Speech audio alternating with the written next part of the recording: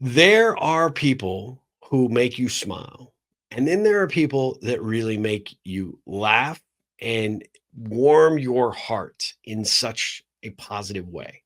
My next guest, Meghan Potter, is that person. I have actually followed Megan for a while because her handle on Instagram is at lead like a lady underscore. And I was like, what is this? Right. So obviously for my community, the ripplecentral.com/pond, POND, that's our community. We have a desire to bring great content to our women ripplers because we have this wow space in the community called Women Optimizing Women.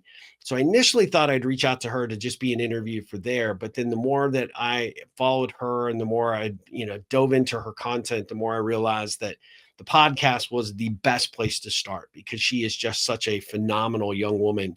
She has such a amazing and such an attractive spirit. One that just really I can see why she's such a great coach because she is so easy to talk to. And she talks about a little pillow that she has in her office as a good reminder of what her superpower is. I love that. You're going to love that. And you're just going to love her energy, her enthusiasm, sense of humor, and just the overall vibe. She's just such a kind person.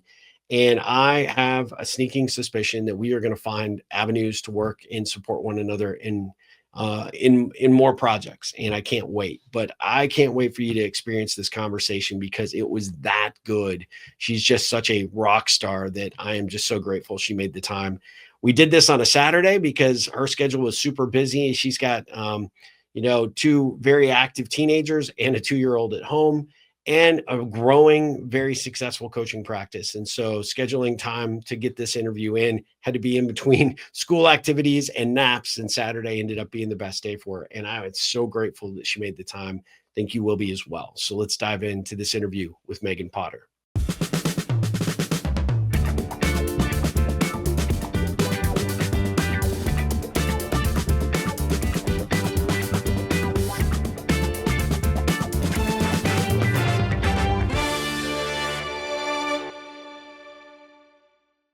Meghan, welcome to the show. How are you doing today? Thanks for having me. I am great. I am great today. Beautiful day. Just got back from the park with my toddler who did not want to leave the park, but it is what it is. Blame me. I apologize. I'm sorry. We're doing this on a Saturday because I know you have a busy schedule, and this was Oh, about the only time that you could work it in. pretty How many much. kids? Yeah. Yeah, how many kids do you have? I got two stepdaughters Okay. and one biological son. All right. Um, so one of the girls is at a volleyball tournament today. The other one is out terrorizing the neighborhood with her gang of friends. And the other one is napping. Well, there you go. I mean, everybody's accounted for. It's, Yep. hopefully it remains a chill Saturday for you and good luck in the Sure. volleyball tournament to your daughter. Ah, thanks. that's a big one, I know. Yeah, So, they won their first game this morning, so oh, that's great. Yeah, yeah. fantastic. Well, I consider myself very fortunate. I get to meet so many amazing people, and I've actually followed you for a while on Instagram before I actually reached out. I just love your vibe. I love what you're doing. One of the things that we'll talk about maybe after we get this podcast out is having you come back to our community because one of the things that we do for my Ripplers is we actually have a space dedicated to women. It's called WOW, Women Optimizing Women. And that is actually why I sort of started following you because I loved your handle so much. Lead like a lady. Tell us Oh, about that. it kind of just came to me one afternoon. So I started doing this because I have just worked for way too many senior management who were never taught how to lead people. They're Okay. great at their jobs. They can run a business really well, but managing the people, they really seem to struggle. And so I was like, I really want to snag people right at the beginning, um, and show them just the basics, like the fundamentals for leading people. And then I thought about it some more and I was like, and the biggest upswing we're seeing in the corporate world is women entering into these executive roles. Yeah. And I was like, okay, I really like to focus on what it is like to be a woman going through this process, because there are extra challenges, especially from like an emotional, we're just a Yeah. little extra compassionate, a little bit extra empathetic, and that can kind of sometimes cloud us a little bit. Sure. Um, And so I was like, I was just sitting there thinking, and the alliteration kind of came to me. And I love the idea of a lady. Like Yep. she holds herself with grace and with poise, and she shows respect to the people around her. Um, she's not putting her emotions first. She's a steady representation out in society kind of thing. I don't want people to think that, like, to be a lady, you have to be all like, because that's not what it is. Like, I think it probably came from I had just finished rewatching at the time. I just finished rewatching Bridgerton, and I was just like, some of those ladies, man, they're just such badass ladies. And, Yeah. if they given the chance, they would have ruled The society world. at the time, right? Yep. Like, Yep. they would have, and if you think about it, they kind of do from the background. Like, they're in Absolutely. all of their sitting rooms, and they're like to their men, and then their men go out in public and they're like, shouldn't do this. And it just kind of came to me, and I was just like, you know what? The grace, and one of the nicest compliments I have ever received was from someone I used to work with. It was a colleague. I have huge respect for her, but she was like, "You just seem to lead with grace and apparent ease." And like Ah, that was in the of my mind. And I was like, how do I encompass that? And it was just something I was like, it's very ladylike. Just yep. be very ladylike. And so, yeah. And then the alliteration. And I liked that. And so it's a winning combination. I love that you Mhm. focused on that. I love that you tied that, and there's the why behind it, I think, which is really inspiring. I think that's Mhm. fantastic. What do you sense, obviously, from your work? We'll look kind of macro and then we can look micro, but like what is the problem today with modern day leadership, do you feel? Or some of the challenges that you see companies, kind of dealing with? From my experience, I think the biggest thing is that we see these people with great potential, and they're really great at their jobs. They're fantastic at their jobs, Yeah. knocking it out of the park, and then we go, we want you to move up the ladder because we think you can take on more responsibility and we think that you can handle this and whatever. And then we just throw people into the deep end. And we're like, here's a team of 5 people, Good 10 luck. people, Yeah. however Yep. many people, Yeah. figure it out. And Yeah. like, there doesn't seem to be any, unless you take it upon yourself and take the initiative to find a coach or a mentor, um, or to read the books or to listen to the podcasts or whatever, to grow yourself and learn how to handle all of these people and their lives, because like there's no such thing. I don't think you can leave life at the door. Yeah.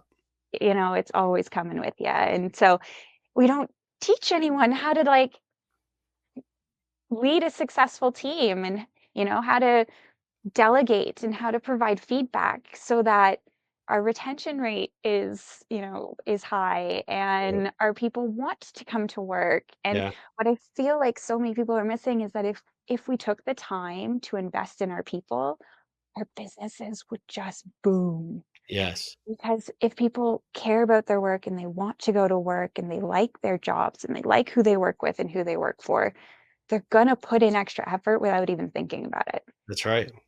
right? And so I think that's where like right off the hop, we fail our new leaders and make it really hard for them to become great leaders. That's a really valid point, and I agree wholeheartedly. Kind of makes me think of what I talk about when I have the opportunity to either train at a company or do a keynote. I always tell whatever audience I'm presenting to that very few of us actually had the luxury of coming out of school and into that first job, and somebody taking us by the hand and saying, "Come on, kid, let me show you how to get along with the other kids in the sandbox." Right? Yeah. And one of the challenges there is that if you're not super good at it at the lower levels or in those early days of your career, there, the companies miss out on a whole lot of potential. But then, like you say, you find somebody that's really good at the job, the blocking and tackling, the day-to-day execution, Mhm. in organizations, they're looking for that next leader. So, like you said, they promote them a little too quickly and they don't give them the resources or the Yeah. necessary training to deal with it. And if they come from that perspective of, hey, I'm not necessarily a people person, or I'm not necessarily a good communicator, or I'm not really super empathetic. Now elevating that into a role where now you've got even more power, but the pressure Mhm. is on you to deliver on the results. It's like Mhm. a, it's kind of a crashing of crisis at that point, and that's why you see a lot of burnout in terms of Mhm. leadership. Speaking specifically to women, the thing that I see is, and I'm a huge supporter of, women in leadership positions. In fact, I think they make better leaders in a lot of cases than men. And I think one of the challenges that they have is they have so much responsibility that they carry in before they ever walk in the corporate door, right? I mean, Mhm. they tend to, just by the nature of Mhm. all the pressures and challenges outside of the job. So then you combine that now into a working role. Mhm. um, I have just mad respect for women that do can live both of those lives. My wife has been our CFO for a couple of my companies for the entire time we've been married, and I'm just blown away by, to use your word, the grace and elegance, right? That she can show up, do her job, and then Mhm. still manage to, keep all the other plates outside of the company spinning. I I feel like I'm a doer, but I'm just not that big a doer. So, I'm like, how do you guys do it? I It blows me away. I don't even know some days. Honestly, I think it's a game of give and take. Like Yeah, some days the home life has to slip through the cracks so that the work life can excel and vice versa. And again, in my experience, and I've seen this a lot in the social media world, but for women who wish to excel in a leadership position, you either have no partner yeah, or an incredibly supportive partner. And that is the only way you can make it work. yeah, Because without a supportive partner helping pick up what falls through the cracks at yeah. home, right? There's no way. There's absolutely no way. And my hat goes off to all the single moms out there Oh, who are yeah, doing it because that is an extra level of challenge that yeah. I Well, can't and even imagine. like you said, I think one of the things that is really helpful is to have somebody that's there on the side that can pick up the slack. But also, I Mhm. think, and I actually just heard this on a podcast this morning when I was on a bike ride about people that get in the mud and the muck, right? Get, struggle with something in some capacity. Mhm. A lot of times, they were actually talking about the dynamics between men and women, which is kind of ironic. I was listening to this just sort of as a random episode, Yeah. and wasn't in preparation for today's conversation, but it's funny how it actually sort of informs my school of thought here, in that they were talking about how women tend to sit with a problem and they'll sit in the mud. They don't tend to complain a ton. They might complain to other women, close friends, colleagues, but Yeah. they generally don't unburden any of the challenges, even to, their partners, right? Or sometimes, even just, family. But men, when they see their partner struggling, they have a tendency to want to, like, let's get it done, let's get it fixed, right? And that's Mhm. not what women need when they're going through it, or where they're struggling. Sometimes they don't need you to say a thing, they just need you to listen and to hear. Mhm. And I Yeah. think about the work I do in communication and the dynamics there. I thought that was really important, because it's not even just limited to, say, a romantic relationship or a family relationship, but that also extends to teams as well. And Mhm. having the ability to have someone that you can just count on to hear what's going on, listen to the problem or the challenge that might be going there, but there's not an immediate tendency to jump in and try to get that quick fix and, solve it and move on. I think Mhm. for men, because we so not trying to generalize for a lot of men, but most of us are emotionally dumb, right? So we just kind of want to, like, okay, what's the problem? How do we dive in and fix it so we can move on? And that's not the best approach. And so I just thought it was really interesting as they were talking about both the home dynamic and then ultimately how it kind of sort of pervades back into the working environment and the Mhm. challenges. And it was interesting because this subject matter expert was talking about, normally when women advance up the ranks into leadership roles, their circle gets even smaller. They don't have those people that they can depend on as those Mhm. go-to resources. Relationships change and alter, especially if now you've been promoted within this company and you've left colleagues behind that you considered really good work or business friends, right? There's some Mhm. dynamic there that becomes challenging. What do you see in your work about, those issues and how to deal with that from within the corporate wall, but then how to unpackage that at home later, right? To Right. just to be able to deal with some of the stresses and challenges. Well, to your point about, sometimes it doesn't need an answer. I have had huge success when people come to me and they're like, Megan, I have a problem. And I go, okay, what do you need from me? Do you need me to fix it? Or do you need me to just listen? Like, do you just need to vent this out of your system Yeah. so that you can clear your head and move on because you know how to solve the problem? Or do you need me to solve it? And most often, people just need to vent it out. And usually, through their venting it out, the solution comes to them. They're like, oh, I can do that. And you get all the credit for and you didn't say anything, right? I didn't do anything. Um, I try really hard not to solve my people's problems for them. Sure. Most of my background comes from the hotel and hospitality industry, very customer facing. Um, And most often they don't need me to solve the problem. They might need me to give them this stamp of approval that, yes, you Yeah. can do that, Nice but job. usually they Yeah. can figure out what needs to be done to make the customer happy, right? Um, so yeah, usually it's just a, "What do you need from me?" And, you know, I'll admit I'm not great at that at home. At home. I come home and I vent away, and my partner, he's getting better. He definitely gets better. And he's starting to ask, "Do you need me to fix this, or are we just talking?" And, sometimes I'm like, "What'd you do? Yeah. What'd you do in this Yep. situation?" Just for a different perspective, like, how would you solve this problem? And, he and I have very different approaches. He's very direct, whereas I would be like, "Okay, so I know that this person's going through this, and they're having this challenge over here, and so I want to approach it so that like they'll be receptive to what I'm saying," whereas he's just like, no, no, this is our problem, we need to find a solution, what do you think? Yeah. And sometimes that works, Yeah. sometimes that works really well, but no, for me it's more, okay, let's look at this person as a whole person. Okay, I know that their cat just died and they're moving and they got in a huge fight with their boyfriend, and it's like, okay, and now they've come to work, and I know they can solve this. I know they can solve this problem, but like the way that they want to solve it is not how I want to solve it, and it's just I try and come at it from like a holistic perspective. Yeah. Yeah, and then when I get home, All yeah, bets are off. all bets are off. I may like my partner set does say like I lead the household, but sometimes I just throw my hands in there. I'm like, it's someone else's turn today. Yeah. Done. I'm out.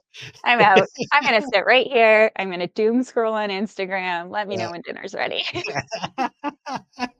I love it. Well, we talked about it from a kind of a macro perspective, but let's look micro for a second. And what do you say to women that you're working with, clients that you're engaged with about maybe even when they haven't yet achieved a leadership role, how to exude that leadership and what they do and how they show up? What advice would you give? Where by the time this comes out, we'll have a lot of folks that are graduating and starting to take on that first big Mhm. professional job. So, how Yeah. do you distinguish yourself in those early days and still feel really good about what you're contributing? But Mhm. how do you start to exude that leadership quality, in You your don't opinion? need Yeah, you don't need a title to be a leader, for Yeah. sure. I know a lot of people feel that way, but you can be a leader right from the hop. I think back to my early days, and a lot of it is just taking the initiative. Showing that you want to help your colleagues, you want to help train the new person, you want to assist with a project, you want to, you might not necessarily be allowed at the decision making table, but like you would love to hear what's happening and give your 2 cents to your leader in your one on one or whatever. I find a lot of it though is just relationships with your coworkers. Are you helpful? Are you a problem solver? Are you taking the initiative to get something done without someone standing over you being like this, and this needs Yeah. to be done? Because that's exactly like that was what caught my boss's attention at the time. I We had a whole whack of new students coming in for their summer jobs kind of thing. And I just took them all under my wing and I was like, okay, guys, this is how this works here. And, made sure that I had kind of like one-on-one check-ins with them once a weekish just to see how they were kind of fitting in. And I felt at the time that it coming from a colleague was a little less intimidating than coming from their boss, especially so because so many of these kids, like, 18, 19-year-olds, Yeah. were coming in and, you know, your boss isn't your teacher.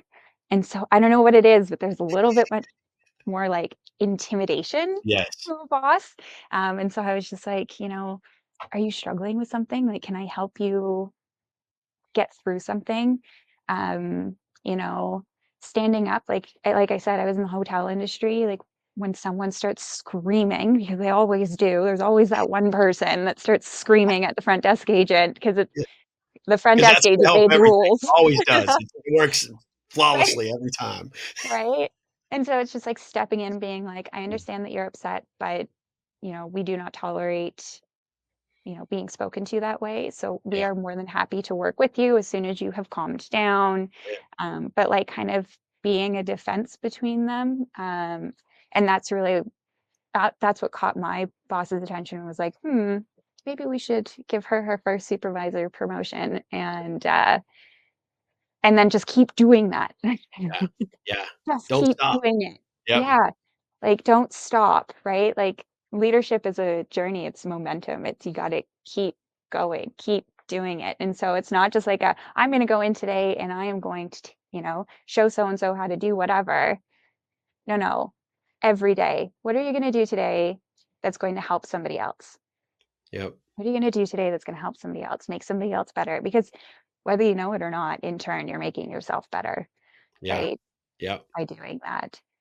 I So, always call that the ripple, right? So, my approach to that is every action that you have or you take on behalf of someone gives you the opportunity to really make a positive difference or a negative difference, right? You can make mm, good or bad ripples, but if you're intentional about making that impact on a daily basis, and mhm, that's the goal, like you said, and I love how you phrased it, is the act of doing it certainly is huge for the person that you're doing it for. And they will remember that because I still mhm, remember a lot of people taking a lot of extra time to help and guide me throughout, those early days of my career.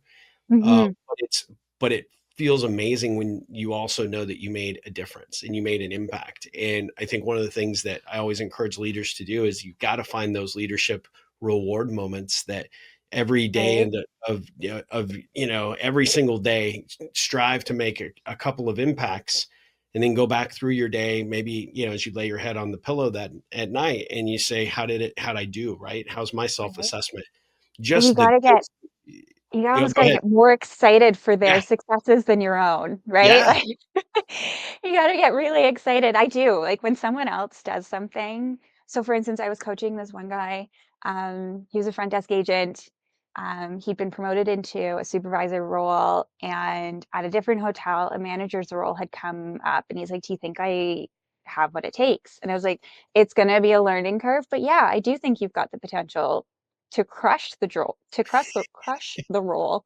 Um, but it is going to be a huge learning curve. And so I coached him through the interview process. He ended up getting the job. I coached him through the first 3 months of his job.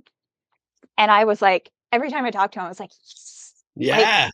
yes, you did it. I'm so proud of you. Like, Yeah. Yep. right? Like, and I know that I did good work too, but I don't really even care that I did Yeah. good work. I'm just Yep. so stinking proud of what he accomplished.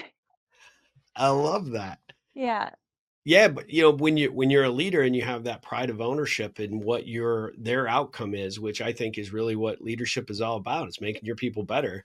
I tell Mhm. people I own a software company in addition to what I do for Ripple, but always tell people I might be the CEO, but I really consider myself the CDG. I'm the chief dumb guy, right? So I, I bring in the most brilliant, amazing people to do stuff, and they make me look good because of it. So there is that ancillary benefit, but I'm really, really particular about who I want on my team and how Mhm. they are going to represent the company, and of course me, and everything that we do. The fact that you're in hospitality, certainly tracks and aligns with why you're a really good coach, because you see the best and worst of people, right? In Mhm. those environments. And I grew up sort of fancying myself as a really kind of a customer service geek, because I love delighting people, and I love turning really negative situations into positives, where you have somebody Mhm. who, like you said, might be screaming or yelling or just very unhappy. And by the end, they're like, I'm so darn glad that, I'm still doing business with you, or that I Yeah, showed up at, whatever. yeah, And those things, I tell everybody, we're not in the software business. We're in the customer service business. We're in the relationship business. And I think that when you look at organizations across the board, they certainly need more of what you're training on, because there is a serious lack of it for a lot of companies. And it really, I think, comes down to leaders not knowing how to do that themselves, not knowing how to navigate those conversations and really truly train those people when you start from, because your experience really sort of fostered how you look at the world and how you go about sort of doing what you do, and does the same for me, being able to apply it and then seeing those wins or the payoffs, whether it's turning a bad customer situation into a good one, or seeing, like, that individual you were just speaking of just blossom and take off in their career. It's like yeah. it's like addictive. It's so It good, and it's really like is. it's so awesome. It really is, yeah. Yeah, So I go ahead. oh, go ahead, go ahead, go ahead. I was gonna say I have a pillow, A pillow. Okay. that I keep in my office at work, um, and it says calm is a superpower. Oh, Um, and the guy that I was coaching, he was the first one, he was my first. Um, the reason I really wanted to help him so bad is because he loved that saying so much, and I was like, "I have that pillow, honestly, to remind me to just cool my jets.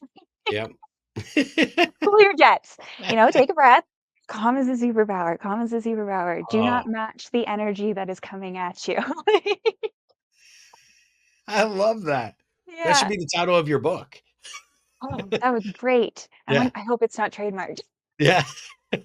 I hope nobody else has that yet. You just call it, the Meghan Potter system of, calm is a There superpower. You're good. You're covered. we go. Perfect. How did you make the change from being in the hospitality space to saying, hey, look, I want to take these superpowers and Mhm. apply them for the good in all these other arenas? How did you get into coaching? I was on maternity leave, actually, Okay. and as much as I love being in the hotel world, it is not conducive timing-wise, and time commitment-wise Yeah. with a tiny. Manageable with older kids that can be in daycare, after school care, or in Sure. school during the days, all of that kind of stuff. But with a little, it's a little harder. And so I was really struggling with, okay, do I go back to my hotel job or do I do something else? And it's like, if I do something else, what's that going to be? Yeah. What's that going to be like? Ugh, world's expensive, still need to make some money. Like, Baby you're needs not a, diapers. I mean, we got, right. Diapers are expensive. yes, they are. Um, and so, I really thought about it. I used to, like, one of my hobby passions, is photography, love photography. I was like, "Hey, do I wanna, like, pursue that passion and turn that Mhm. passion into money, like, into a job?" And I was like, "You know what? No, not really." Like, I like doing it, like, I really like doing it, and I like the process of taking the photo and processing the photo and then having a beautiful photo at the end, but no, I don't want that to be my job. I feel like it'll take away the Yeah. joy. Then it just Uh, becomes a job, and it's not something you and love it anymore. becomes a Yeah. job, exactly, and so I was thinking about it, and I was like, "You know what I really should be doing is I really should be helping people figure out how to be that first time manager." Yeah. Because when I look back at my career, that was the hardest struggle that I went through. It wasn't entering the workforce and like navigating that. It wasn't getting the next management job. It was that first job where it was like, okay, I got to deal with these people, but I've also got to like learn how to deal with myself, and I need Yeah. to learn some emotional intelligence, and I need to learn, how to put my problems aside to help other people. And that was the hardest part. And I was like, and I cannot be the only one that struggled. Yeah. I cannot be the only one. And then, thought about it some more, and I was like, there there are no programs, and the programs that I have found and have done, they're all the same. Yeah. Yeah. They all kind of like do this like umbrella, highbrow overview of what leadership means, but they don't actually get into like, okay, how am I supposed to give somebody some negative feedback and have them receive it? Yeah. Like, how am I supposed to have this conversation that I'm shaking nervous about having to begin with?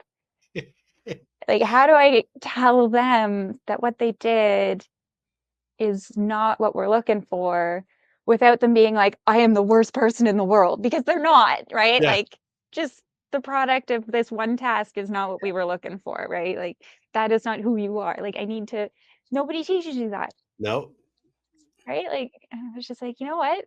That's what I want to do.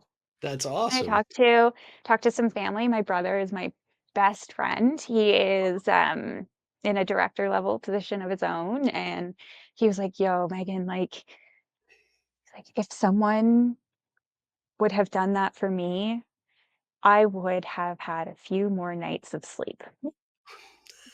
Like I wouldn't have gone home and stayed awake all night going, I cannot believe that's how I handled that situation. Yeah. I Yeah. cannot believe it." And, my parents both have great jobs, and talked to them. They're like, no, Megan, you'd be really good at it. And then I just expanded out into some friends and some colleagues, and I was like, do you think this is something like, am I qualified? Essentially, am I qualified to be doing this? Yeah. And, I don't know if it was people were like, didn't want to say no and be unsupportive, but everyone was like, no, that would be a really good thing for you to do, especially since you do come at the leadership approach just so calmly and like just okay, let's take a breath, let's look at the big picture. What's How are we going to navigate through this? I'm not saying I'm perfect and I know everything, still learning. Yeah. But I forget what the question was. I started going off on a No, that was tangent. perfect. Yeah, just how you got into coaching. I mean, that Yeah, was yeah. yeah, maternity leave, and just yeah, and decided not to go back to my job and started doing this, and slow go at first. But it has allowed for me to be more present in my family life. Um, I actually took on a part-time job, um, just so that I could talk to people. But I can do that, right? Like I can Yep. work 4 hours a day and talk to other people and, you know, get out of my house and still do this and still Yep. balance the family. And it just seems to work really well for us, at least right now. That's good. I mean, yeah, I often see people, that you just have this gut feeling they're either misaligned with the work that they're doing or they haven't quite figured it out. That was something I love the fact that you just communicated that because that's exactly how I was feeling, not only just following you on Instagram, but just in this conversation. There are certain people that are destined to do great things. You, Mhm. without question, are destined to do great things. You have Thank such a calming nature. I mean, I'm like, hell, I need you to coach me. I mean, you're just so you're very I love the pillow saying because you bring that into the conversation and I want our audience to know we actually have never met prior to today. We, interacted back and you. forth and this was, sort of a leap of faith on your part to come on this show from this guy you didn't even know and yet you were cordial and you were kind and very responsive and follow up, but then to get in this conversation I feel like I've known you for 20 years and Aw. that's a quality that I think not everybody, especially a lot of coaches, do not have. So I Mhm. can see why you're successful and why it's, starting to really gin up for you because you deserve it. And Thanks. you are destined to, continue to grow this business because I think more and more people need to know about your approach and the work that you do. But at the end of the day, I think if they spent 5 minutes with you, they'll be like, I found it. I found my coach. This is who I need to be talking to. So I had a lady yesterday reach out to me on Instagram. She's like, "Where have you been my entire corporate life?" I was like, "I've been here, girl. Been yeah, right here. it's just been waiting for you to find me. I mean, How are you? What can I yeah, do yeah, for yeah. you?" It's the algorithm finally brought us together. It's great. Right, exactly. Well, speaking of Instagram, that's how I first, you first landed on my radar. You do a really, really good job with your videos. They're interesting, they're impactful, they're eye catching. The topics that you do about how to give or receive feedback, how to show up and lead, but let your people, figure out what they need to be doing to lead.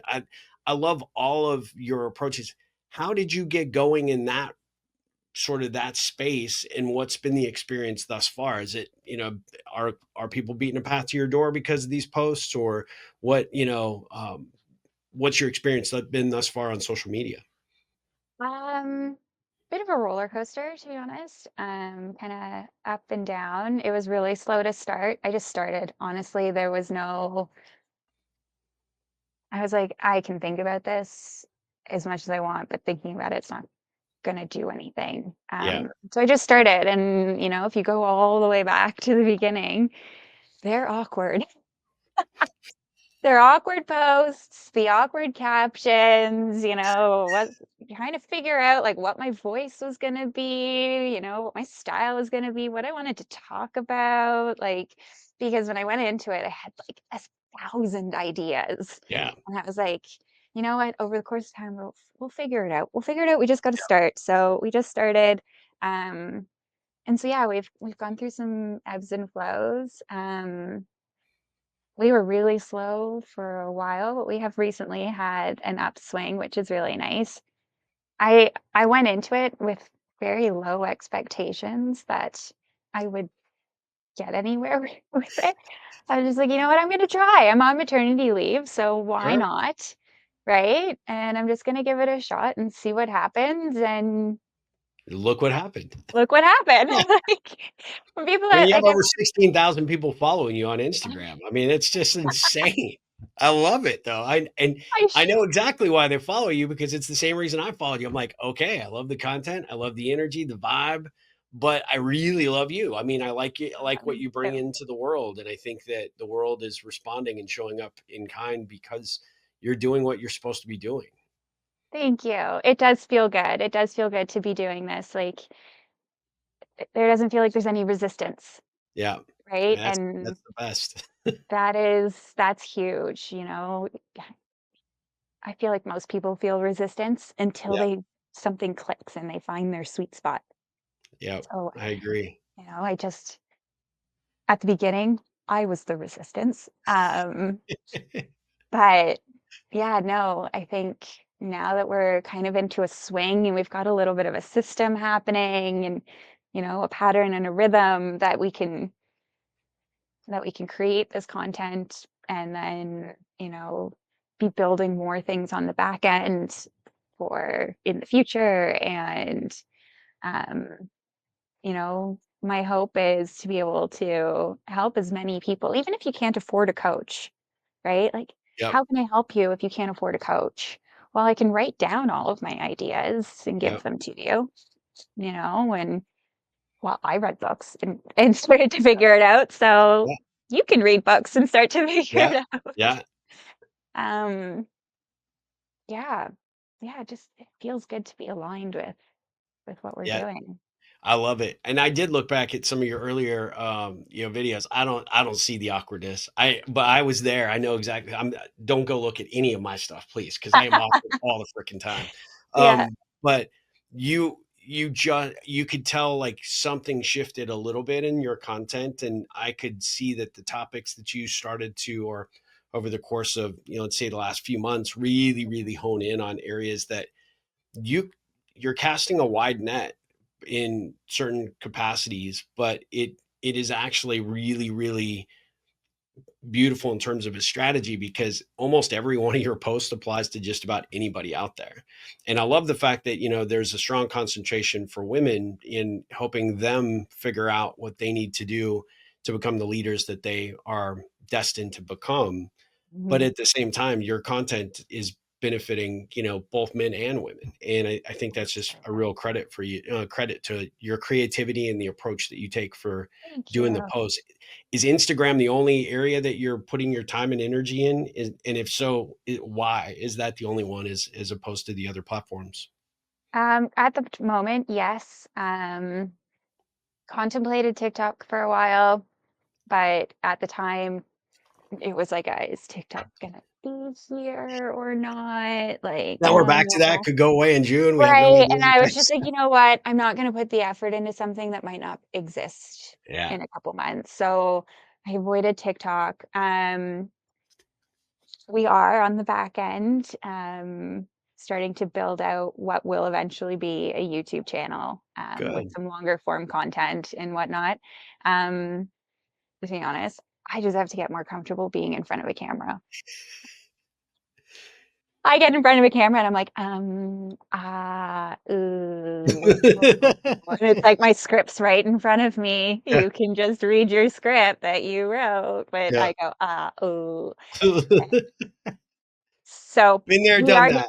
right, Yeah. we are going to get there. We will Yeah. get there, but the goal is to have a YouTube channel soon, and then I think that will probably be it for the social media Yeah. point.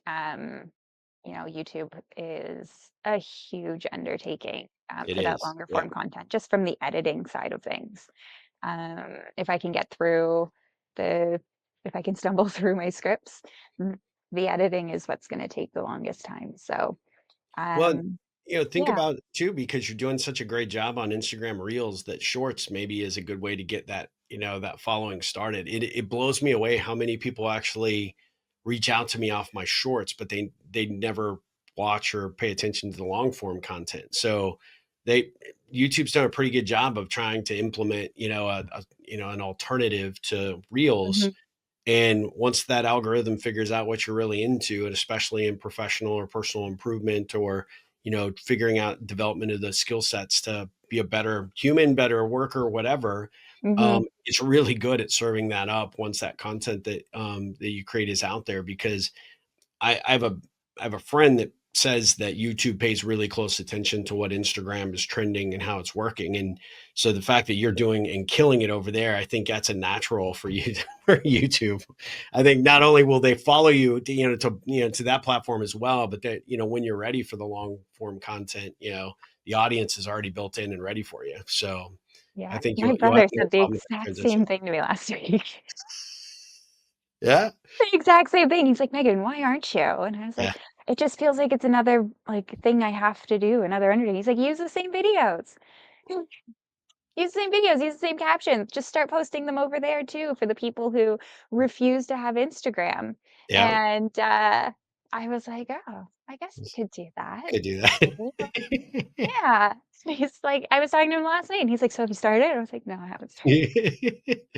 Well, now I'll hold you accountable too. So now you got Yeah. 2 people there. Now I got 2 people. What's the best thing about being a coach in your opinion? Watching other people succeed, I love that. honestly. Watching other people go after their dreams and get what they want. I just love it. I absolutely love it. I think it is so cool to watch someone put in their work, um, and then be rewarded for it. I love it. I love it. I could talk to you all day. I love everything about what you're doing out there in the world, and we're definitely going to have to do a follow-up episode at some point. But I want to be respectful of your weekend and in time with your family. So I want to wrap up if you're okay with it. I always ask a few Ripple connection questions here at the end, just Okay. to kind of give people a sense of kind of who you are as an individual. Okay. Are you good with that? Yeah, that's great. All right, cool. There's no gotcha questions, I promise. So Good, good. I should do that sometime just to make it a little bit interesting, but I won't do that today. But what did the 7-year-old version of Megan want to be when she grew up? Ooh. Okay, 7. So grade 3. I think I wanted to be a teacher. Okay. I think I wanted to be I really liked my grade 3 teacher. To this day, I still know his name. I still remember some of, like, the lessons and the classes that we did. I think I wanted to be a teacher. That or a vet. Oh, those are good. That Those or a are vet. I can't And look what you're remember. doing now. Technically, through your coaching, you are teaching people, Yeah, coping skills and how to show up, as their authentic selves in the workplace. You sort of, tick that box probably unknowingly, but well done. So, thank you. what do you like to do? Coaching when you're absorbing so many individual situations can be super stressful and can Mhm. wear on you as a coach. So, how do you decompress? What do you do to just focus on Megan's, mental and physical health. Family time, a lot of it, and going for walks, especially once the weather turns nice again, like when it's Yeah. not minus 40 degrees outside. So Um, you're not doing walks at minus 40 degrees? no, It's no, I don't usually do walks like I usually don't do walks below 0.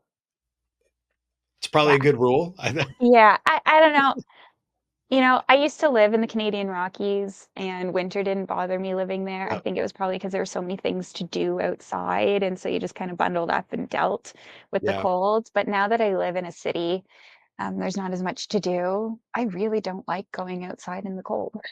Yeah. Why put myself through that? If I like being warm and cozy, let's stay warm and cozy. Um, so yeah, so going for walks when I can, especially solo walks. Um, those are really nice.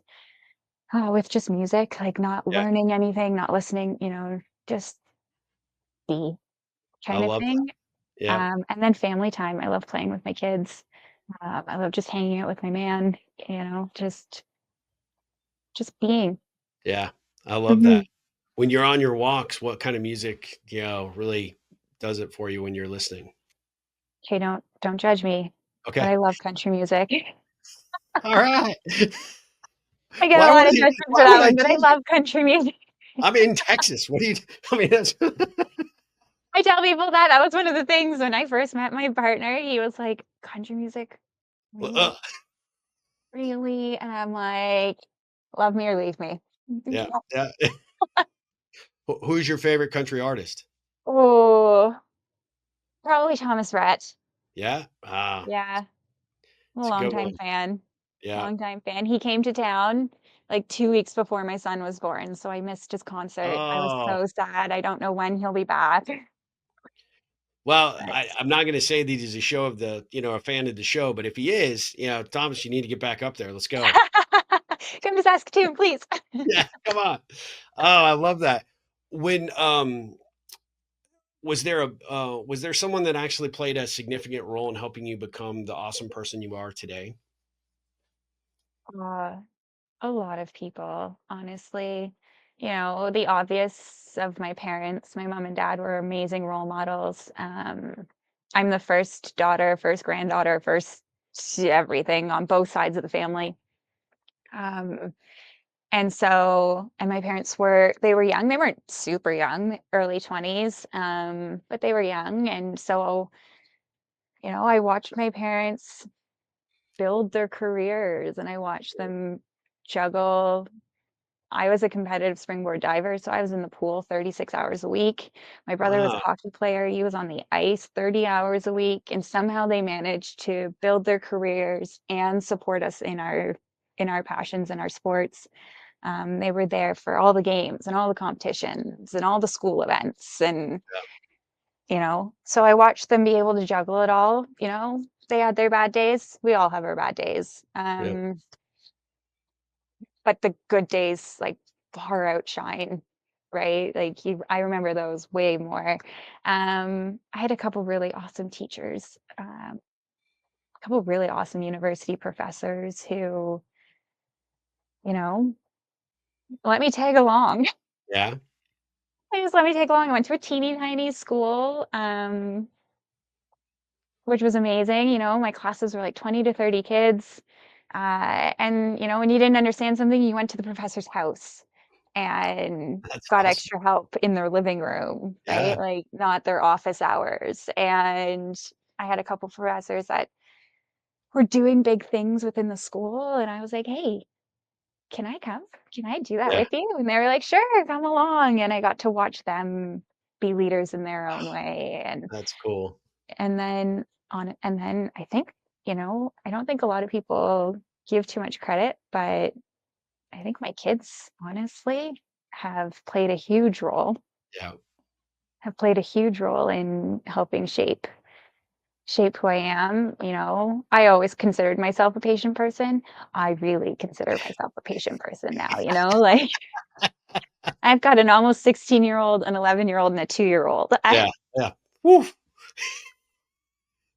Yeah, we juggle a lot around here, Yeah. and I, they have made me a better person through all of our challenges and all of our fun. So, I love that. I love that. yeah.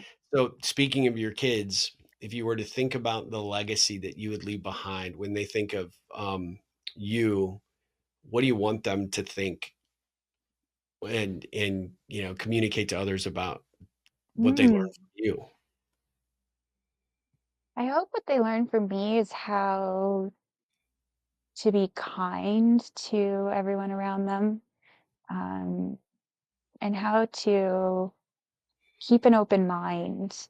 Um, but yes, you can have your opinions and your perspectives, but be open and willing for those to change. Yeah. Uh, if you had asked me 10 years ago, I never would have told you that I'd be a stepmom. Yeah. You know, um, it is one of the best decisions I've ever made in my life. Is That's great. is to join this family. So yeah, just keep an open mind. That one, be willing to pivot. Be willing to pivot. I love Failure isn't necessarily failure. It might just be the universe taking your path in its hands and redirecting you because you got comfortable. Yeah. You know, you got comfortable, and the greater plan for you was not to be staying this path. You are meant to be over here. You're not going there yourself. All right. We're going to throw a hurdle in your way that might suck. That hurdle might suck. It might be a gut punch, Yeah. but it's usually a blessing in disguise. And so Yeah. to embrace that pivot, just kind of go with it, open mind, and then yeah, be kind. I think I'm doing well with that one. I think my kids are kind. Yeah, I love that. I love that. And such great wisdom. What would you like people who have never thought about hiring a coach, specifically the women that follow this show that might think, hey, I like what Megan has to say. What is it that you could tell them that might say, hey, let me reach out and learn a little bit more, or maybe explore coaching and what it could do for my life and my career? Hmm. With my clients, you know, everything is tailored to their journey, to their goals, to their aspirations. Um, and I want you to show up uniquely yourself, right? Like, I don't Yeah. want you to show up trying to check all of these boxes you think you're supposed to check. Like, who are you? Yeah. Let's make that, let's make who you are grander. Yeah. Like, you know, I'm unapologetically weird.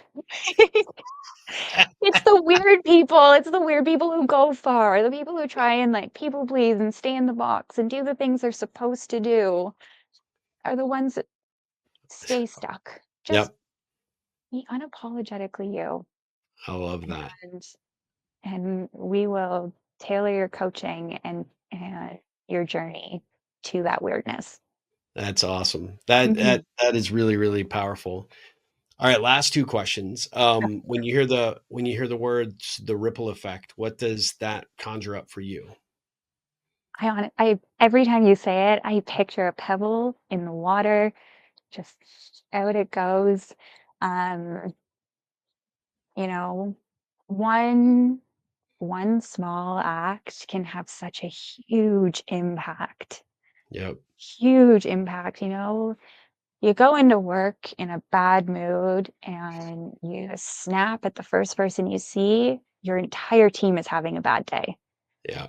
You go into work in a bad mood and you go, "Hey guys, I didn't sleep last night. The cat puked on the carpet.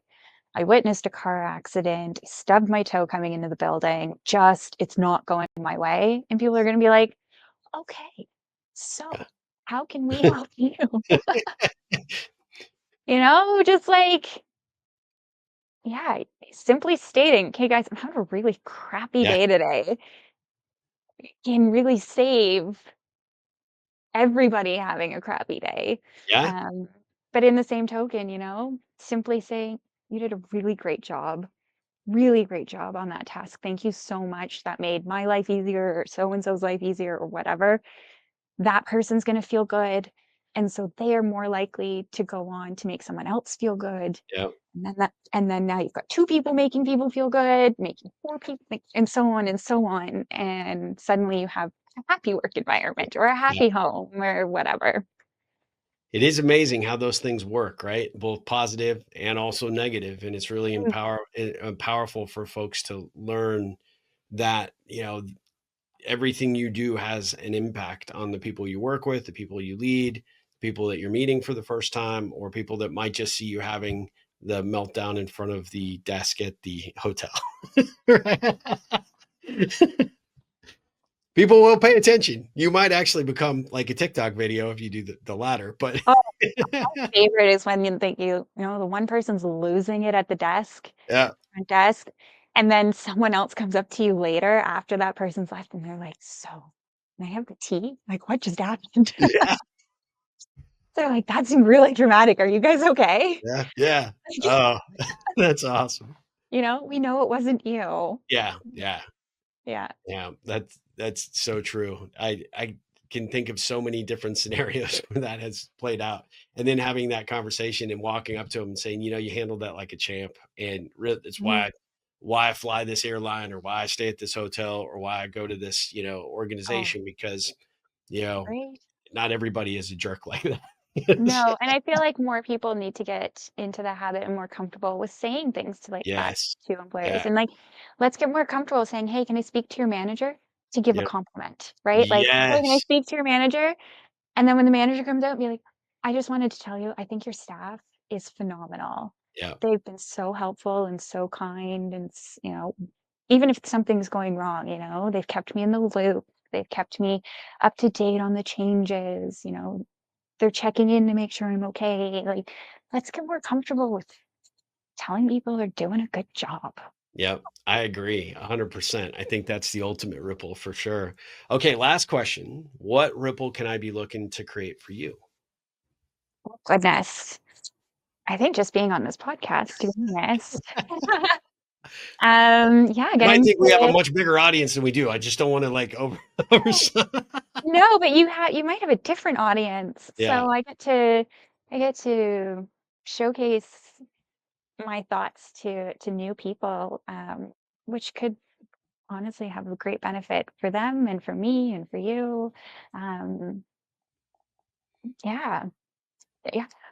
This is my first podcast recording. oh, no way. Yeah. Really? So, um, I have a goal. I haven't put a timeline on it, but I have a goal of being on 100 podcasts. So when your And I get request to be came in, number one? you All wanna be right. number 1? When your request came in, I nearly fell off my couch. I was No so kidding. excited. I was so excited. Um, Oh, that makes me feel yeah. so good. That's awesome. I will help you find those other podcasts, because I know a lots of Perfect. people that need to know you, because you are freaking awesome. So, Oh, thank you so you much. would never know that this was your first podcast. You are like a seasoned pro. It's perfect. Aw, good. I was a little Just before nervous. we wrap up, how would you like people to follow you? We talked about Instagram, and I'm assuming that's the direction you might want to push people, but I'll let you share that. Yeah, you can follow me on Instagram. And then if you want a little bit more from me, I do have an email subscription list that you can sign up through my Instagram bio. And I send it an email once a week. I choose a topic every week and kind of just go further in depth than what my Instagram posts go into. Get a little bit more detailed into them. Um, hoping to provide a little bit more guidance and support through situations, not just like, okay, when you're having a feedback conversation, make sure that everybody's calm and in a good headspace. It's like, okay, but this is actually what that means and how we're going to do that. I love that. I love that. And that handle is at lead like a lady underscore, right? Correct. Okay, Hmm. perfect. And I just want to personally say thank you so much for being here, being on the show. I mean, you are a very inspirational person. You are doing great work, creating really, really positive ripples out there in the world. You're stuck with me as a friend, so we're definitely going to have to do a follow-up episode. And I will always, I'm going to go get a hat printed up that says I was number one for your podcast 100. So I think that's so I love awesome. it. I I don't think love it. I've never been anybody's number one on anything. So I'm Oh, like, there you I'm go. gonna go celebrate. This is There awesome. you So, but no, in all seriousness, I really appreciate all the positivity and everything you're doing, and just how great you've made this experience, not just today, but even leading up to it. So if I can help you in any way, don't hesitate. I know my Ripplers are absolutely going to fall in love with you and want to learn more. And so we will definitely try and create as many positive ripples for your coaching business as we can. I go. just want to say thank you. And, I'm just really honored that you agreed to do this. Well, thank you for asking me to come on. I felt very special as well. Um, That's awesome. it's been super awesome. It's been a great conversation. This has been super fun, and I will take the friendship. All right, deal. All right, done. And we'll Deal. keep it going. We'll keep it going. So we'll come back Perfect. again with another episode very soon. But guys, we'll be back with another episode of the Ripple Effect podcast very soon. But until then, Megan, ripple on. You too.